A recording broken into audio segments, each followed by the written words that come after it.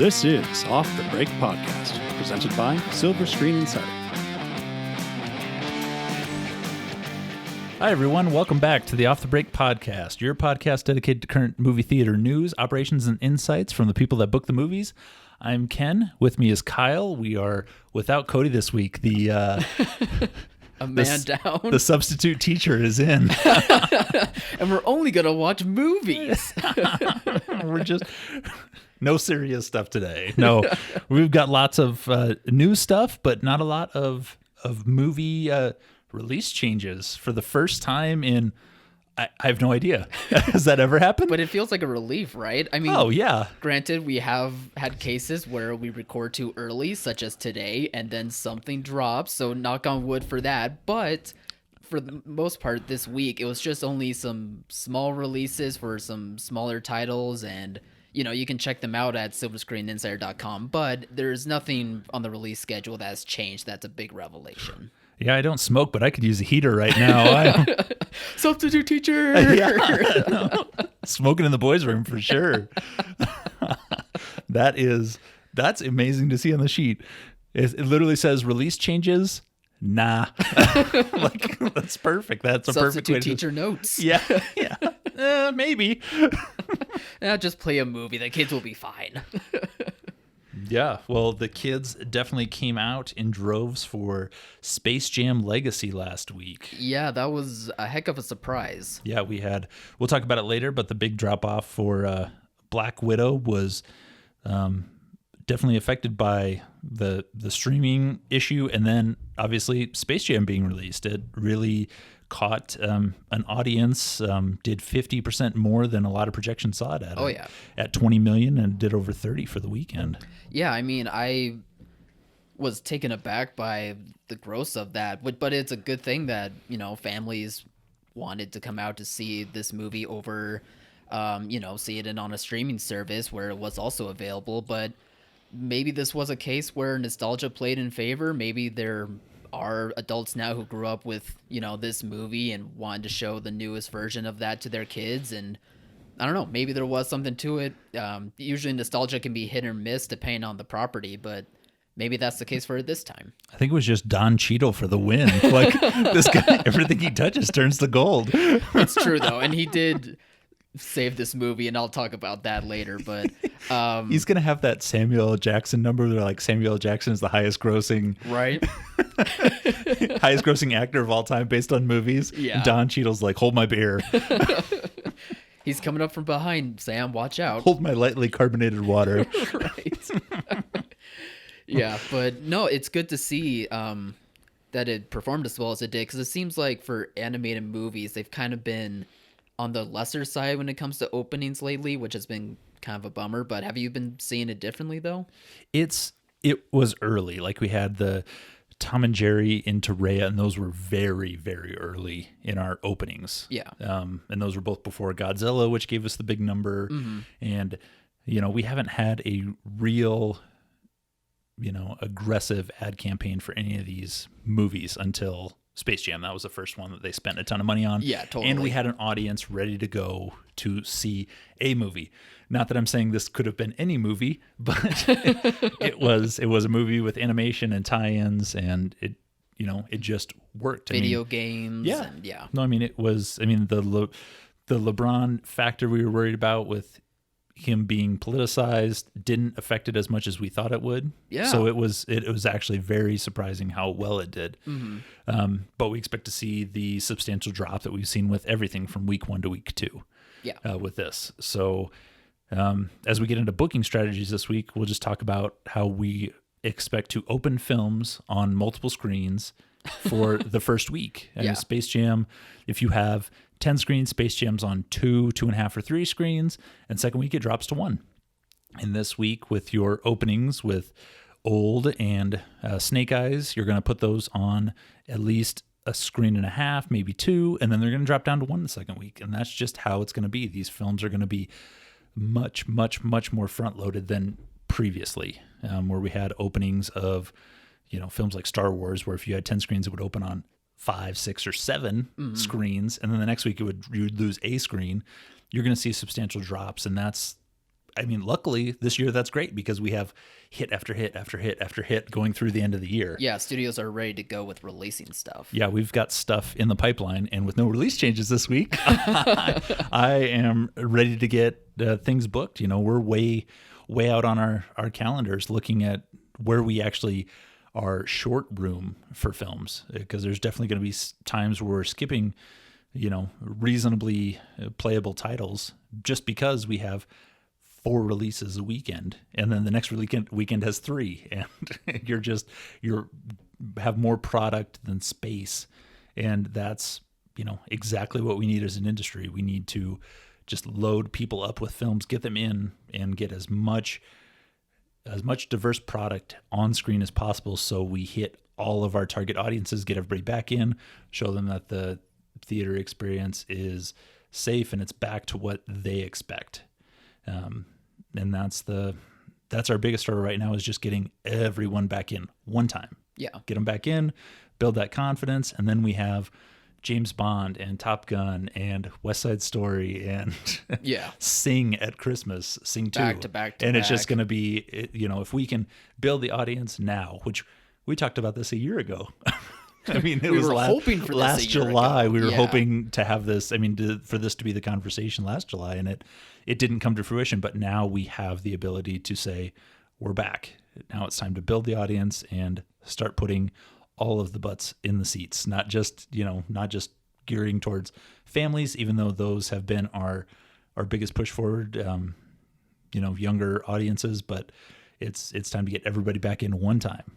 Get them excited for this upcoming slate and have a holiday season that's way bigger than we could have projected at the beginning of the year. Yeah, absolutely. I mean, it is a bummer to see so many week 1 to week 2 drop-offs this massive lately, but we do have like the perfect slate where everything is just one after the other, and it's like you were saying, this is the perfect time to build confidence back up for moviegoers. And if not now, then you're not going to be able to do it at a time where the content is going to lessen and lessen, and that's probably just going to be the unfortunate reality moving forward. But so right now, just take advantage of this, just promote that there's always a new release every single week, and just bank on those opening weekends, and just enjoy that high while you can, because you just need to be convincing audiences right now. That's just the first and foremost thing to do.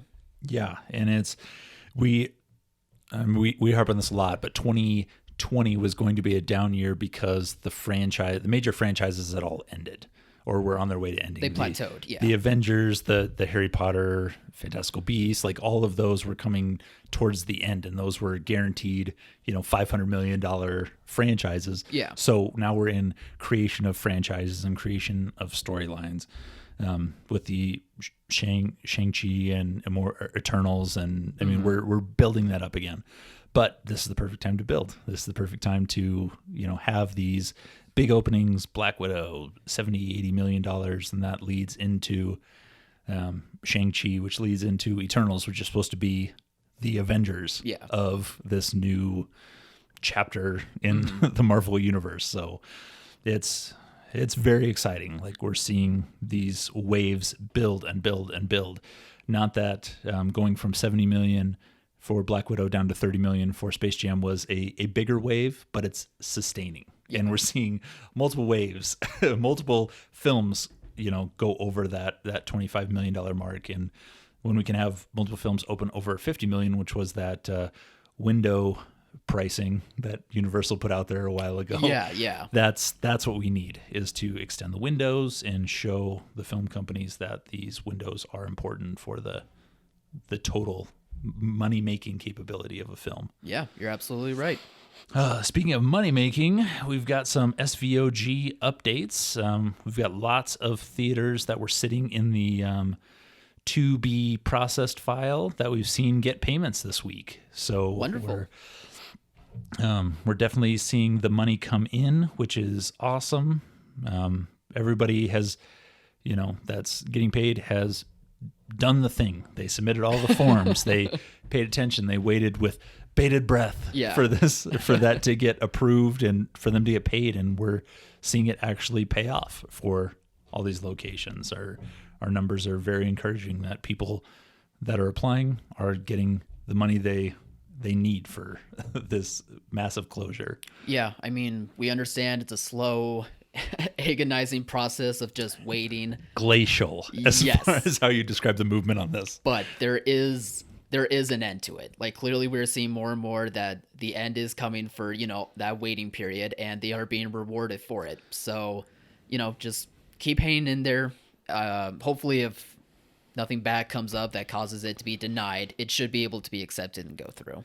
Yep, and the money can be spent for any expenses related to the theater from March 2020 through the calendar end of 2021. They can't go beyond that. You can't prepay anything, and there's can be no money used towards liquor, wine, or beer. But other than that, if it goes through the theater, if it's rent, film rental, film buyer fees, hint, hint, concessions that you're Please behind on, it's definitely something to get on, spend the money where it needs to be spent, and get back in business.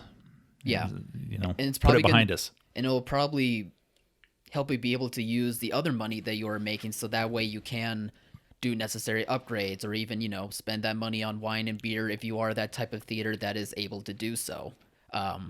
So there is a way to get that stuff after all. Oh, well, let's get into these movie reviews. Kyle went and saw Snake Eyes. I did. So he was very exuberant yesterday. Let's see if he has the same amount of excitement in his voice. No, I actually came away liking this movie. Huh? I know. I was surprised too. Because going into this, I did not think many people are, clamoring for a G.I. Joe movie or a G.I. Joe spin-off movie. Oh, this wasn't a sequel to the Nicolas Cage movie from the 90s? Was there a Nicolas Cage? Oh, wait. Snake Eyes. Right, there was. Okay, I see what Okay, you almost had me for a loop there. I was like, wait a minute. No, nothing cagey about it? Nothing cagey about it for sure. But anyway, I just was like, do we need this movie? But coming out of it, I still don't think we need this movie. I don't think people are asking for G.I. Joe movies. But I gotta say, I was entertained by this movie. I think what really did it for me was that the main characters, who are acted by Henry Golding and Andrew Koji, they are both really good, and they play off one another really well. And, despite it being a weak script, like, they elevate the material and their characters by a lot.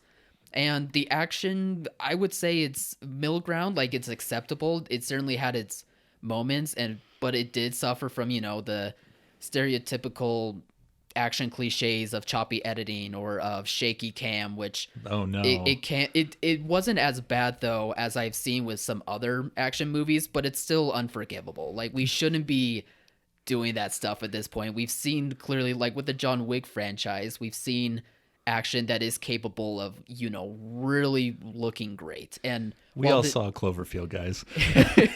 We get it. That was fun. Let's move on now. But I still think the action was still tolerable to where it at least was engaging for me.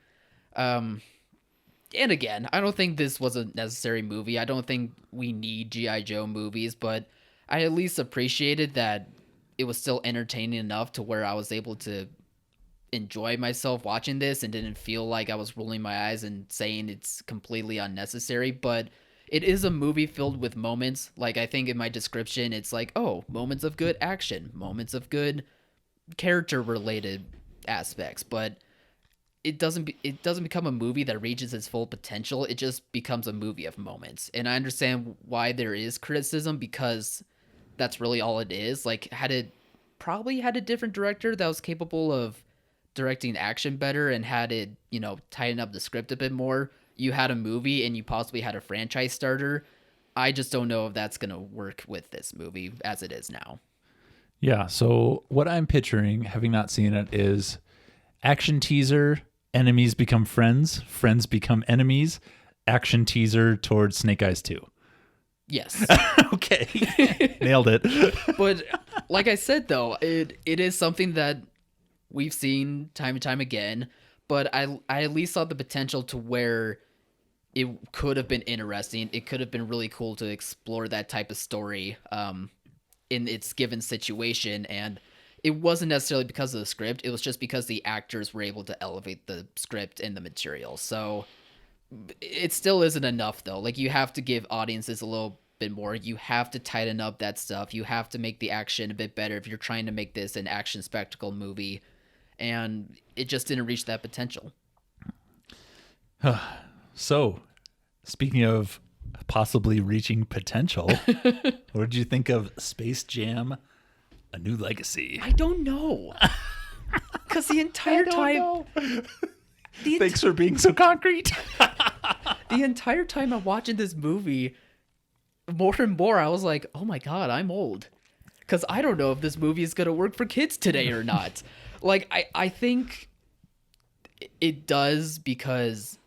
Not because of the Looney Tunes themselves, but because kids are being reintroduced to Looney Tunes and are seeing that they're funny. Those were like the best moments for me, and I think they will work for kids.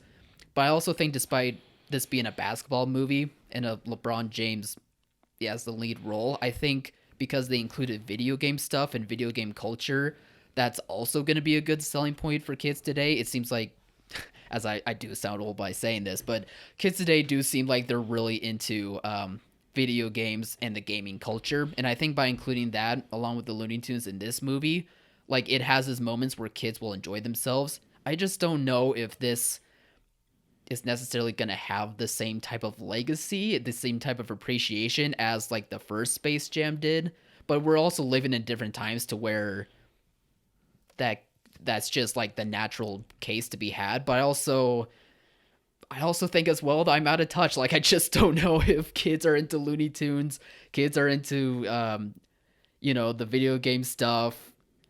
Yeah, I just had it. And also, now that I am an adult, I am very bitter and salty towards, things like obvious corporate promotion. And I felt like with this movie, by including stuff like Pennywise the Clown and Fred Flintstone watching Bugs Bunny play basketball, like, maybe kids will like it, but I just don't buy it. I just think it was a way for Warner Bros. To say they're being, what's the word that I'm trying to say? It's Warner Bros. Like, trying to promote themselves and trying to showcase like what they have to offer in terms of content, but they're also trying to say they're being self-aware, but I just don't buy it because my salty adult mind doesn't want to believe that. So I guess it can work for kids, but I just don't know if it'll have the same love that kids of my generation and some previous generations had for the first movie did. And I don't know, that could just be a sign of the times and just mean that I'm getting old. So did that make any sense? I have no idea, but that's all I got out of it. I watched the film with a 7-year-old who was, during the process of the film, explaining the plot points to me. Sure. Which were apparently way over my head, according to the 7-year-old. Do you not understand the complexities of LeBron trying to save his son? He and his dad don't connect because his dad doesn't understand him. Sure.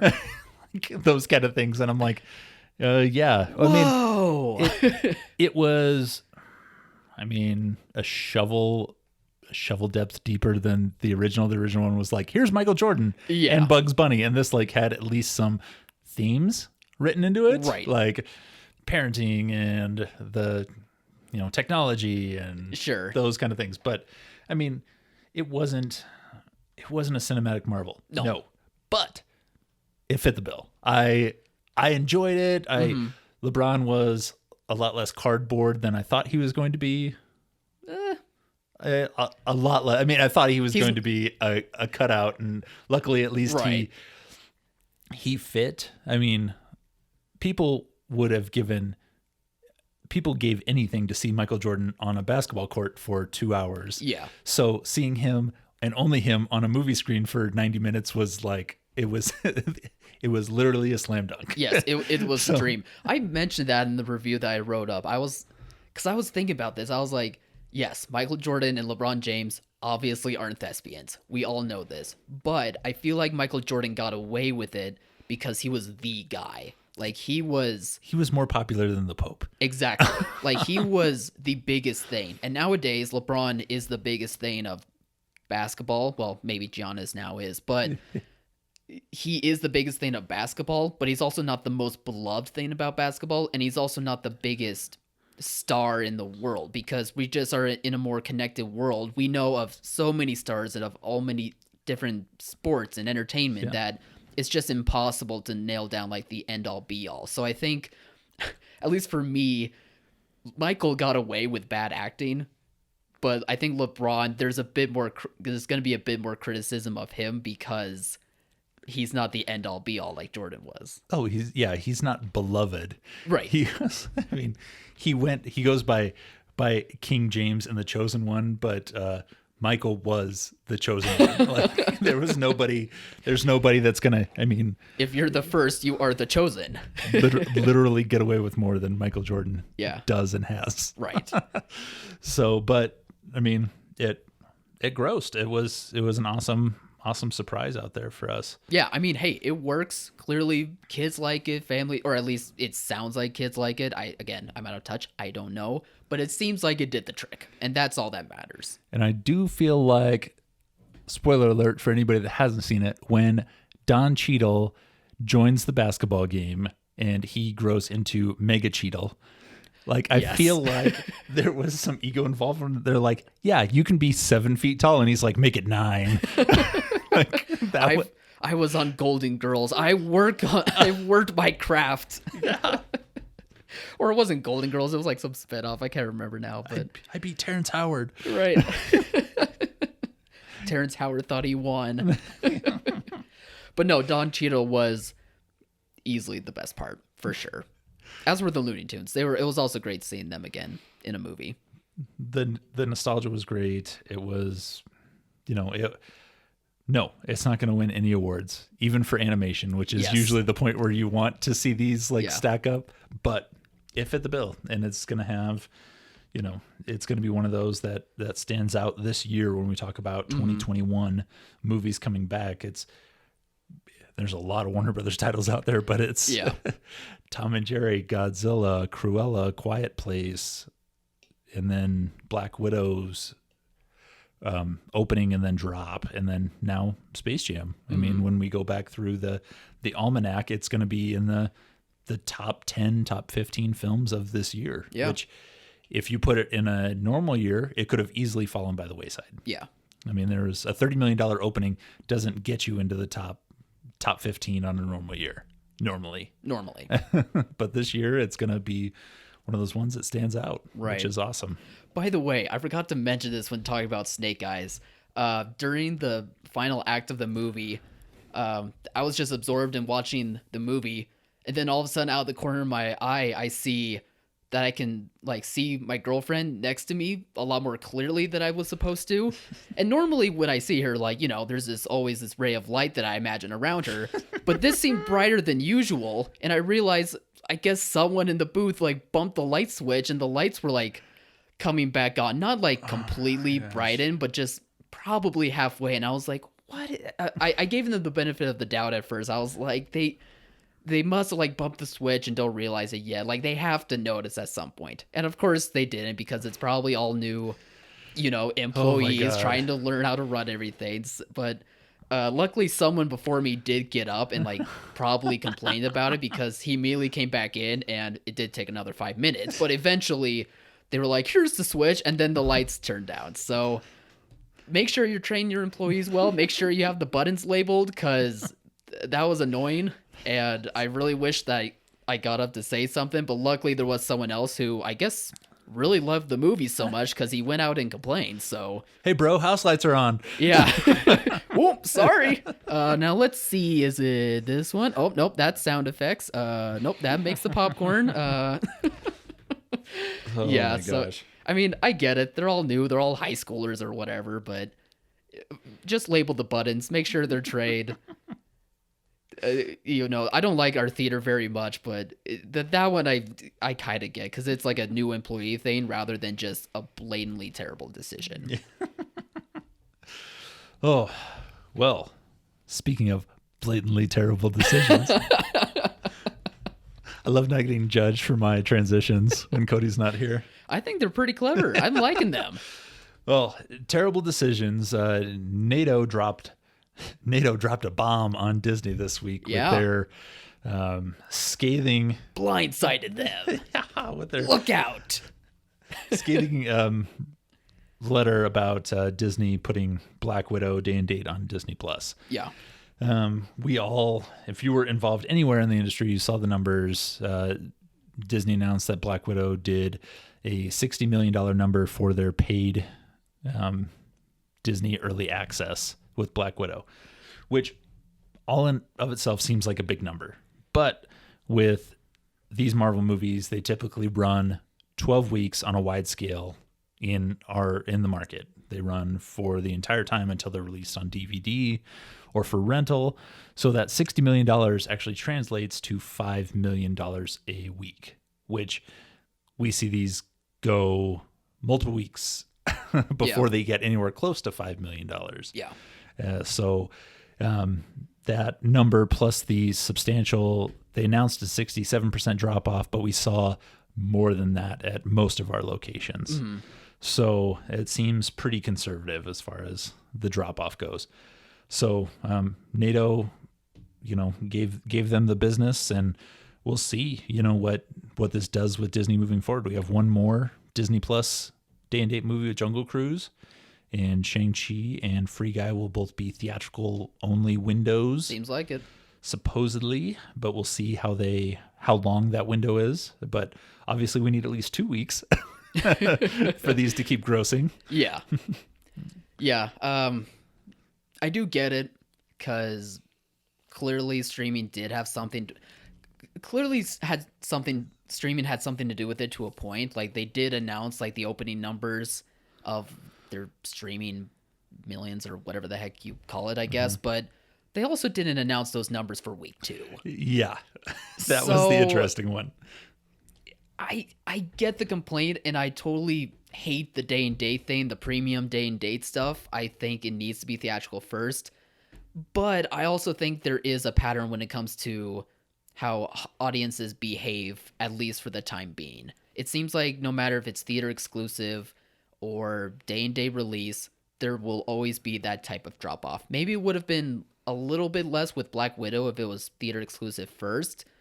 But I just think right now, it's like we were saying earlier, audiences just need convincing. And I think even though things are looking up right now, there's just still more convincing to do. And we're just seeing right now that the drop-offs are real. Like, back to back to back, we've seen 3 big blockbusters that have about the same sort of drop-offs, regardless of what types of releases they are. So I get it. I'm glad that NATO's like sticking up for them, but for the theaters, but I wouldn't necessarily put this all on. I think it's just a matter of the behavior is going to be there no matter what for the time being. I think it's stupid for the day and date stuff. Like, that needs to stop, but I don't know. I see it. I just see multiple reasons for this happening and not just blame it on Disney. Yeah. No, and they dropped this bomb on Disney because they had some numbers to support it. But there are other film companies going day and date. Yeah. Like, why aren't we talking about this with HBO Max? Yeah. Yeah.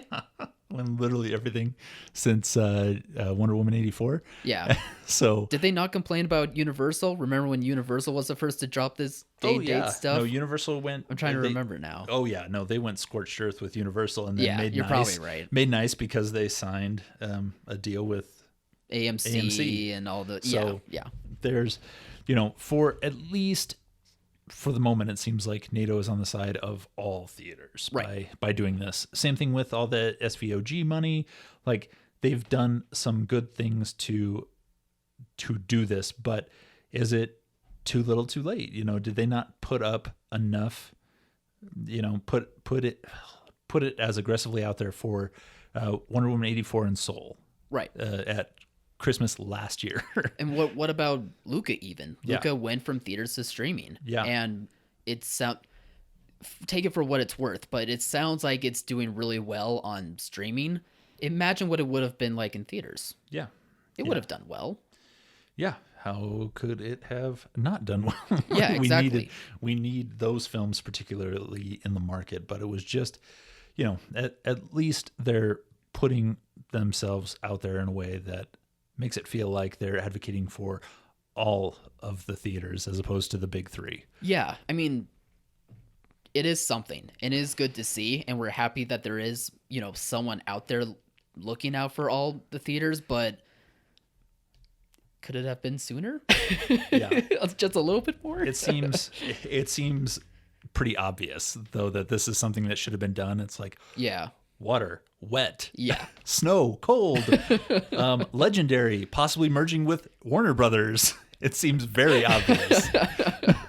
Yeah, so what Ken is talking about with that clever transition is there was reports going around recently that Legendary is exploring a possible sale with its content, or most likely it's going to be a merger with someone. Seems like the talks are heating up right now, even though I don't see who the talks are heating up with. I imagine, though, it's probably going to be Warner Bros., so this is probably a non-story. But let's just hope that it's not, a streaming service, because we know about the drama with Legendary and Warner Bros. After WB dropped their bomb unexpectedly about Dane dating for 2021. And, Legendary was obviously mad about it because they're making movies like Godzilla and Dune. But I don't want them to be moving away from someone else, and then that someone else becomes a streaming service if that's what the fight was for. Yeah, even with the frustration over the streaming, I cannot imagine that Legendary is going to turn its back on Warner Brothers at this point. Yeah, I don't think so. It seems like so an easy match. Legendary has, a dozen movies in the pipeline that are all big budget things that are going to be, Warner Brothers knows how to promote these. Yeah. They know how to put them on the big screen. Yeah, they do. And it's, Dune is the one we just got a trailer for this week, and it was even more epic than the first trailer we got. Oh, it was great. So it's, they know how to do this. They know how to put it out in front of people and sell tickets. So hopefully they move back to the theatrical only model, and Legendary keeps putting their films on the big screen, because that's the place they belong, especially with a name like Legendary. Yeah, exactly. Legendary on my iPhone. That sandworm is almost as big as a Red Bull can. Hold it up for comparison. Yeah, and it could be a deal for some smaller films they have, because Warner Media did announce they were going to make 10 films specifically for HBO Max every year too. Yeah. But, Legendary, along with Godzilla, has small budget films that they do. They're a production company, so they're looking for... They make everything. Yeah. You're looking for $10 million films and $110 million films. Yeah, that's what you do. That's the name of the game. Yep. It's all about content, regardless of, being distributing theatrical movies or just doing streaming. And, they're always going to look at all options, but I'm willing to bet, along with you, that they're probably still going to be siding with Warner Bros. Yeah, they have to. They'll be making Space Jam a newer legacy with Giannis in 2022. Yeah, they've got to pick somebody with an easier name, though. Yeah, fair enough. Devin Booker. There we go. Yeah, that's the same thing, right? Chris Paul, 2 first names. Right. He's the Ricky Bobby of the NBA. Michael Jordan, 2 names. Yeah. Or Michael B. Jordan, if you watch the movie. Right. Which was actually, I think, my favorite part of the movie, where he tried to give the Creed speech and pump them all up. Right. And he's like, I'm just going to leave now. I don't know. I mean, the joke worked fine for me. I guess. I don't know. I mean, I do like Michael B. Jordan. I'll see him in anything. But... It was corny, but it was exactly what it needed. Because if Michael Jordan came back, he was going to overpower the movie. Nobody would want to see LeBron after that. It would just be like, show me Michael Jordan. And I definitely did not think it was actually Michael Jordan. There's no way, but... No, I was like, this is going to be one of those, it's going to jump the shark right now if they show old man Michael Jordan. Is LeBron actually going to stomach down and just be like, thank you, Michael, through clenched teeth? It couldn't have been anybody from the first one. It couldn't have been Bill Murray or Wayne Knight or any of those guys. I did kind of hope it'd be Wayne Knight, because the guy they were trying to make Wayne Knight was not working. No. I'm sorry, guy. You did as good as you could, but not having it. Yeah, the assistant character definitely did not work. But we did have some trailers that did work this week. Oh, yeah.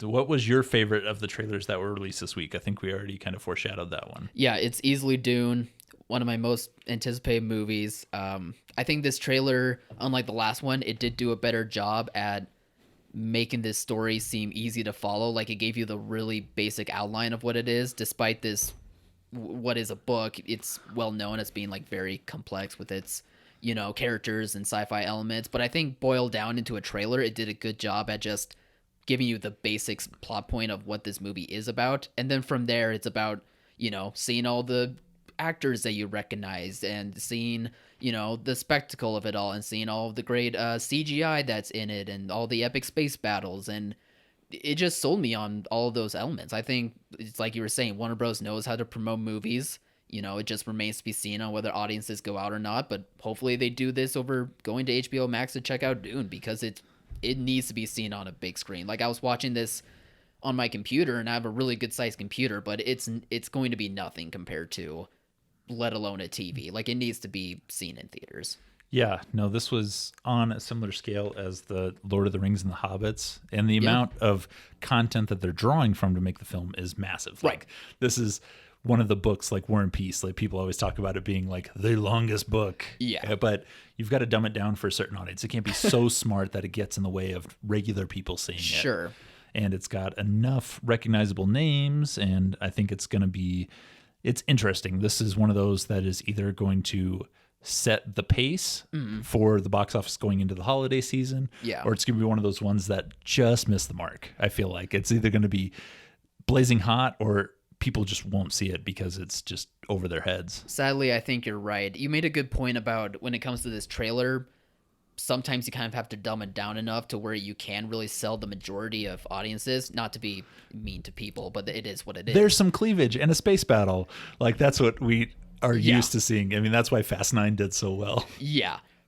But I bet you while the trailer does that well, but still keeps the integrity of what this movie is probably going to be, I think the movie itself is not going to necessarily dumb it down that much. And I do worry that it's going to cause what you were saying, either the highest of highs or the lowest of lows. Yeah. There's not going to be a good middle ground. Well, if anybody else has listened to this podcast previously, you can guess what my favorite trailer was from this week. Gee, I wonder what it could be. I'm a simple man with simple tastes.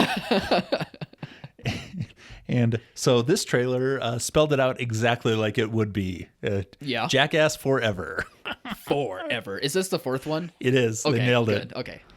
They got it right this time. Jackass, Bad Jackass Boys 2, for Jackass Life. 3D, Jackass for life. I forgot Jackass 3D. That's Which was like 5 years after 3D went out. right.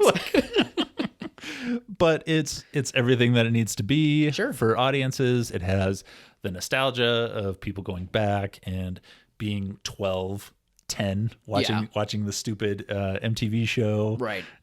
And then now being in my 30s and watching it now. I mean, these guys are in their 50s and they still want to do it. That's insane. Yeah. No, it is going to be a perfect complement to, you know, we have art films and we have family films and we have big production Dune out there and James Bond waiting in the wings. And this is just going to be we made this for $5 million in medical bills. Yeah. I mean, it's definitely not my cup of tea for sure. It's just not timely for me. I didn't grow up with Jackass, but I gotta say, I did chuckle in moments. I don't think I'll have the same reaction if I ever saw this movie. I just don't have the interest to, but I think this trailer did do what it was supposed to do. It made it feel like the proper send-off, but it still is going to keep, you know, what people love about this show and the movies. Yeah. And that's all that it needs to be.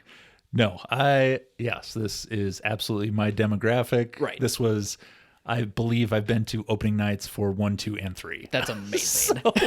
So I will follow in suit in this one just to make sure. Well, many clap at the beginning of Marvel movies. You and your crowd clap for Jackass openings. Everybody burps and farts out loud. Yeah. No, there were so many questions left unanswered. Like, will they shoot the old man character out of the cannon? They will. Will they? What else will they do with a snake? Anything. They'll have someone's been bit in the genitals by a snake before, but will they have them bite them on the face? From the trailer, yes, that is true. If you can think it, it will happen. Exactly.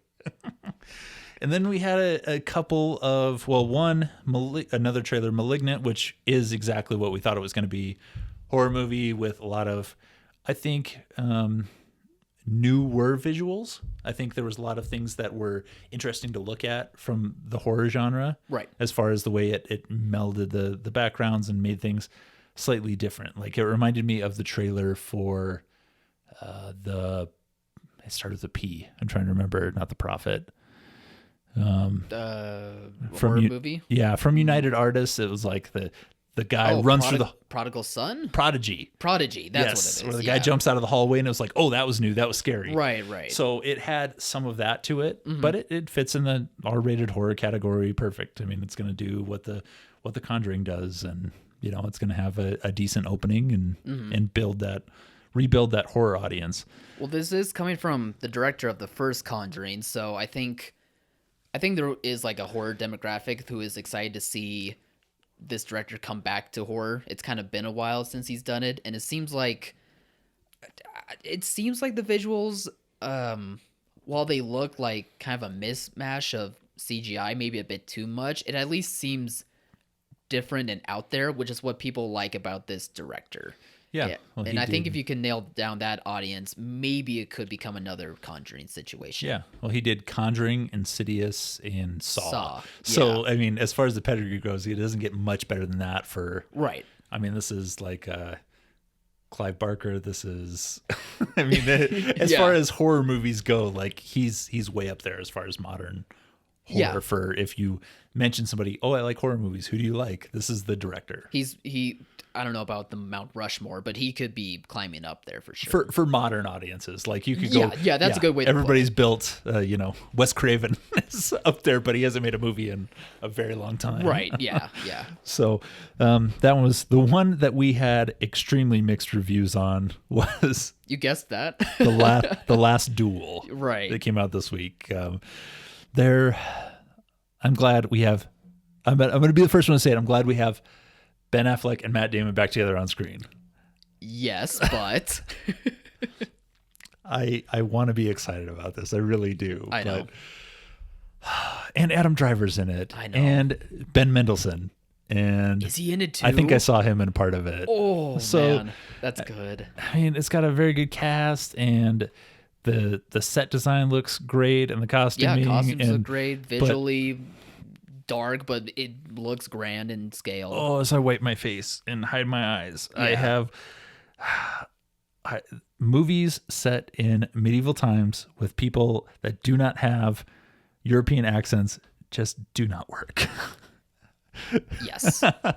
Historically, I mean, there were not castles in the United States that fought battles. People built castles because, like, I remember what it was like to live in Europe. That's it. That's the only reason. Right. Yeah, I don't know about this one either. I think, like we were saying, costume design, set design, visuals, like, it looks like a very well done movie. It just, and I think Adam Driver's a good fit. I think the main actress is a good fit. If Ben Mendelsohn is in this movie, it's going to be a great fit. Now I got to look this up because... But Matt Damon and Ben Affleck are just a little bit jarring for this type of movie. It is cool to see them reunited, but I think I'd rather have it be another movie set in Boston over, another, or having it be in a medieval times type movie. And Ridley Scott, he's a great director. I just am kind of wearing thin on his movies now. I mean, The Martian was good recently, but at this point, that was like, 5 or 6 years ago? Like, and he hasn't really done much since then, or even a little bit before then, to where he's really been a director that I'm very curious about what he makes. So I don't know. It could work, but it also might not work. It just feels like a weird mishmash altogether. Yeah, it definitely does, unfortunately. I would love for it to be this this monster of a movie. And Yeah. no, it's not Ben Mendelsohn. It's a bunch of other guys that I've never heard of. Oh, that makes me. Oh boy, that's not He's good. they have Ben Mendelsohn face. Couldn't get the guy, huh? Bummer. No. He is a busy man. I get it. There's like 4 guys Grab them all. on the cast that show up that look like Ben Mendelsohn, like Get that medieval face. Mendelsohn light. Right. They found them all in Hollywood and threw them together. Same taste, less calories. Right. Oh God, it's not Ben Mendelsohn. Oh no. Yeah. I mean, I don't know. I don't think many audiences are going to be wanting to see something that looks this dark and depressing to begin with. So Yeah. I'm sure it'll be good. Maybe it'll garner awards somehow, but I'm not looking forward to this one. We've got time to do some reshoots. Can we do this where everyone has the thick Boston accent? You could do the Romeo and Juliet thing with Leonardo DiCaprio to where it is Shakespeare, but it's like set in modern times. Like kind of do the same thing. It is in medieval times, but with Boston accents. Maybe there's something there. Just dub them over. Yeah. Come over here. I'll pack my boot in your face. How the socks doing? Will it be good? Probably not. Will it be more entertaining? Could be. A cameo by Tom Brady. Tom's everywhere now. He could make it work. Teddy Williams hitting for the cycle. It seems like with the Boston accents coming out, it's now time to wrap up this show, don't you think? I pack my foot in you. That's a yes. See you later, everybody. Thank you, everyone, for listening to this episode. You can find this podcast on all podcast platforms and over at silverscreeninsider.com, where if you're a theater owner or manager needing updated and accurate film information for the upcoming releases and assets to promote those movies, you can check out our website there. Shout out from Beantown. See ya. Bye, everybody.